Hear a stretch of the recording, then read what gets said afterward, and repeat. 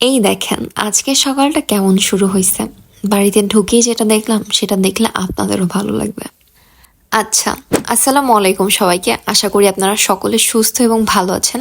আজকে ঘুম থেকে উঠেছি আর উঠে এসে দেখি আব্বু আজকে খেজুরের রস পাঠাইছে বাসায়, আর আম্মু সেটা জাল দিয়ে রেখেছে। সকালটা একদম অন্যরকম লাগতেছে। আজকে সকালে আমরা বাইরে যাচ্ছি, মানে আমার মেছো বোনের শ্বশুর বাড়িতে। কালকে শবে বরাত রাতে আন্টি কিছু রান্না করতে পারে নাই, তাই আজকে রান্না করবে বলে সকালেই ফোন দিয়েছিল। আন্টি বাসায় যখন স্পেশাল কিছু রান্না করে তখনই ফোন দিয়ে আমাকে বলে, আম্মু চলে আসিস, কিন্তু আজকে এটা রান্না করতেছি। এই দেখেন আন্টি চালের আটা দিয়ে রুটি বানাচ্ছে। শবে বরাত মানে তো এই রুটি আর গরুর মাংস ভুনা। রুটি বানানোর সময়টা আমি পাশে যে আন্টি দেখতেছিলাম। আন্টি একটা স্টিলের গ্লাস দিয়ে গোল গোল করে রুটিগুলা কাটছিল। তো আমি সময় নিয়ে একটু দেখতেছিলাম, ভালো লাগতেছিল। আর দেখতে দেখতে অনেকগুলা বানানো হয়ে গেছে। তারপর এখানে ফিরা বেলুনের উপরে চালের গুঁড়া দিয়ে তারপর সুন্দর করে আন্টি গোল গোল করে রুটি বানাচ্ছিল। তা আন্টির এই রুটি বানানো দেখে আমারও মন চাচ্ছিল একটু বানাতে। তারপরে আন্টিকে বলি যে আন্টি দেন আমিও একটা বানাই। পরে আমিও একটু বানাইছিলাম। একদিকে রুটি বানানো হচ্ছে আর একদিকে আমার বোন রুটিগুলাকে ভাজতেছিল। রুটিগুলা তো সুন্দর করে ফুলতেছিল, দেখতেও বেশ ভালো লাগতেছিল।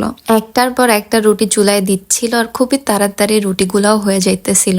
ছোট ছোট গোল গোল একদম ফুলে উঠতেছিল, দেখতেও খুব ভালো লাগতেছিল। প্রায় রুটিগুলা হয়ে গেছে। তারপরে আমি ছাদে চলে গিয়েছিলাম, যে দেখি ফুপু ছাদে রান্না করতেছে। এই যে দেখেন মাটির চুলায় ধীরে ধীরে বসাচ্ছে গরুর মাংস। এখানে আগুনের তাপটাও আলাদা, সময় নিয়ে রান্না হয় বলে স্বাদটা একদম অন্যরকম। কড়াইতে তেল গরম হচ্ছে, মশলার গন্ধে চারপাশে ভরে যাচ্ছে।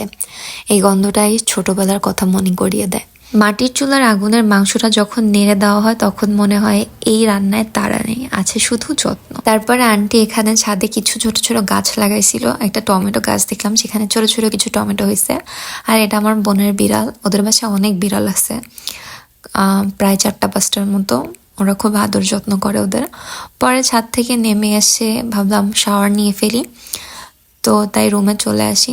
দেন রুমে এসে শাওয়ার নিয়ে দেন এখানে একটু ময়শ্চারাইজার আর লিপ বাম লাগাচ্ছিলাম। তারপরে ছাদে গেলাম একটু রোদে বসবো যার কারণে। তো ছাদে যেয়ে দেখি আবার ফুপু মুরগির মাংস রান্না করতেছে।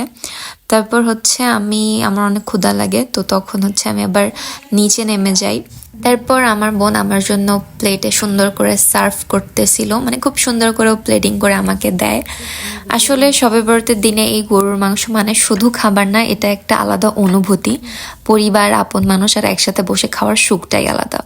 শহরের চুলায় হয়তো রান্না দ্রুত হয়, কিন্তু মাটির চুলার রান্নার স্বাদটা যেন দ্বিগুণ হয়ে যায়। এই প্লেটটা হাতে নিলে বুঝি